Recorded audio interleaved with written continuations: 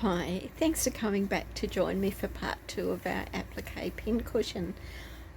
Since we were here, I've been busy and I've finished off my stitching, and I'll just stop the camera so that I can turn it over and then you can follow along watching what I have on the table in front of me. Hold on. So there's my applique pieces all put onto my background fabric. I'll just turn it over so you can have a look and see what it looks like on the back. It's very much like a running stitch if you were doing embroidery, and where those little gaps are in the stitches are where then the corresponding hooking piece or hooking stitches are on my applique pieces on the front. They're much harder to see, which is, with the idea. But they are well and truly attached.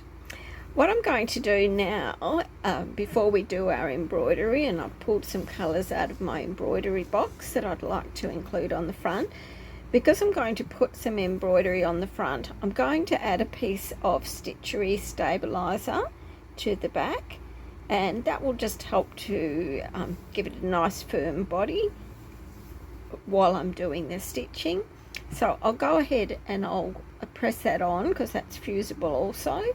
And this is the Hugs and Kisses stitchery stabiliser. So I'll go and fuse that on and then I'll come back. Okay, so with my stitchery stabiliser on, then you'll notice that I've also put a line from the petal down to the bottom of my piece there, and just be conscious when you're marking in your lines whether you're using a pen that will dissolve with ironing or will set with ironing. So I used my pen after I'd ironed on my stabiliser so that it will be removed with water afterwards.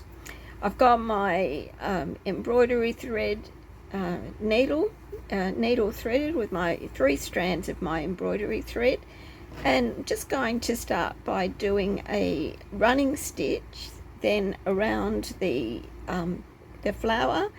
And I don't mark this, I just eyeball it just a short distance away from the pieces. I've used 3 strands of thread and it's just a running stitch, so all we're doing is going in and out.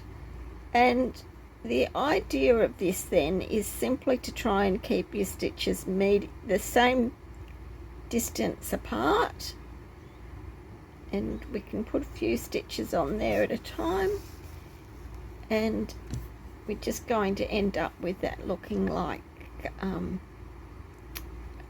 a stitch and an equal spaced gap in between those stitches.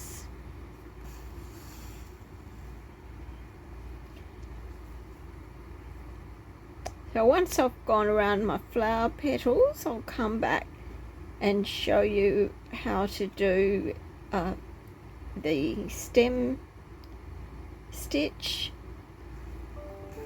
that we'll use on the stem. So keep going with your stitching then, aiming for nice even stitches and spaces as you're working around your flower petal.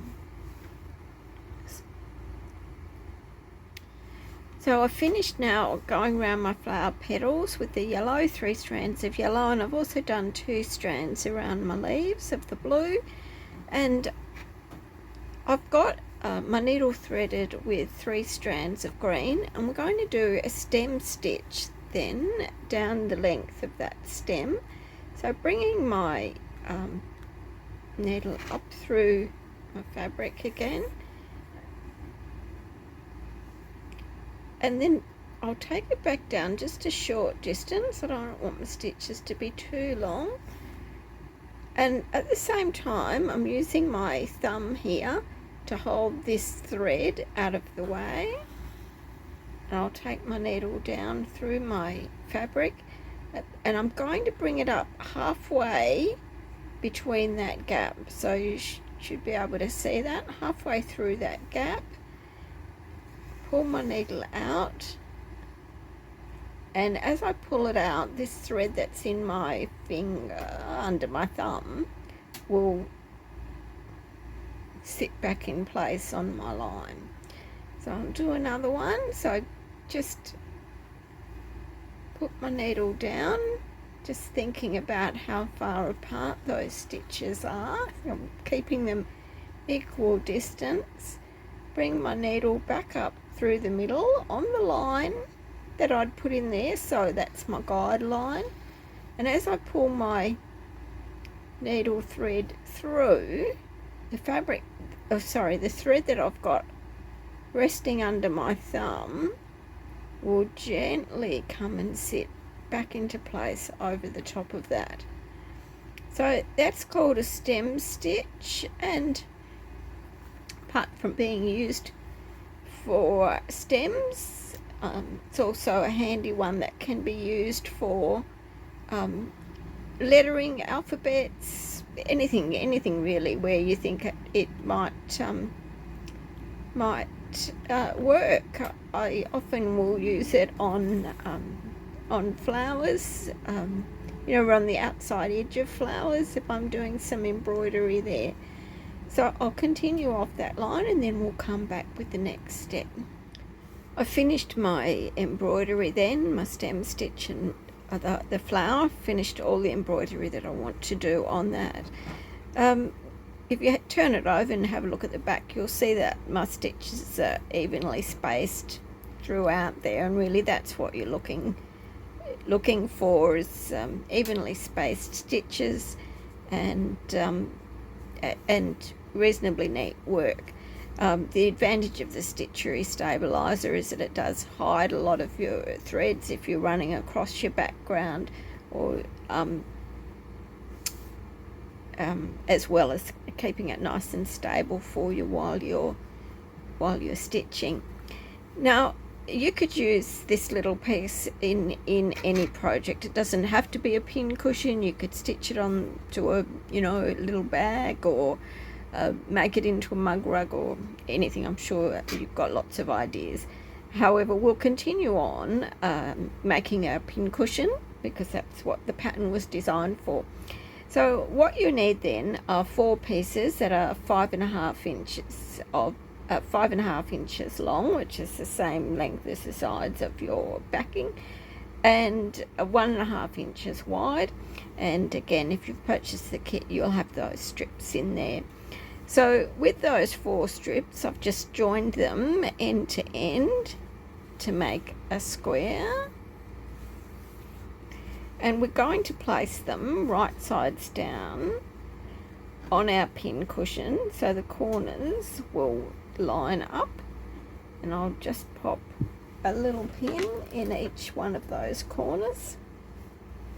So I've used 1/4 inch seam allowance to join those pieces together, and I used a stitch length of 2 to keep the seams nice and tight, and I've done a reverse stitch at each each end of the piece as well, because sometimes those little seams will come undone just a little bit too easily when there's not a lot of stitches in them, and we don't want that to happen because we need to keep them nice and tight at each end. And I've pressed my seams out flat,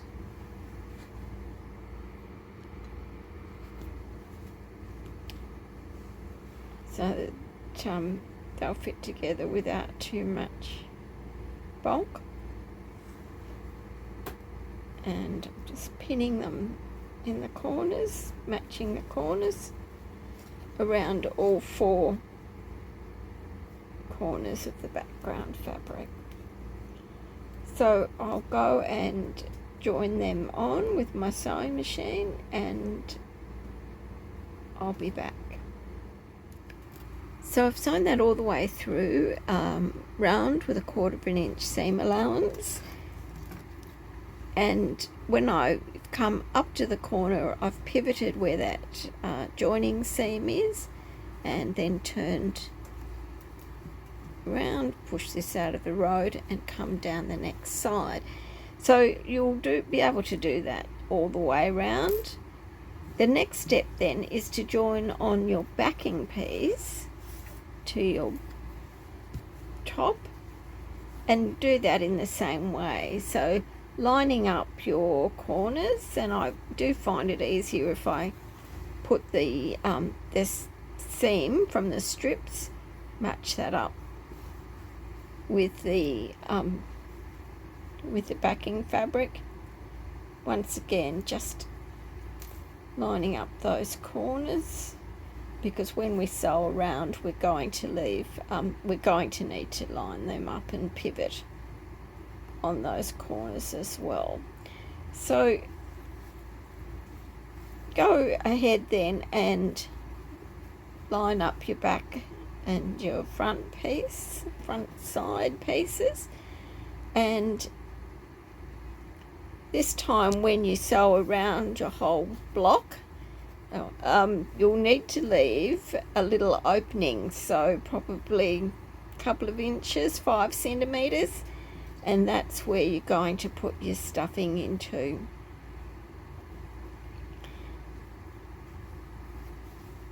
So here's our pincushion casing then, with the edges all on, and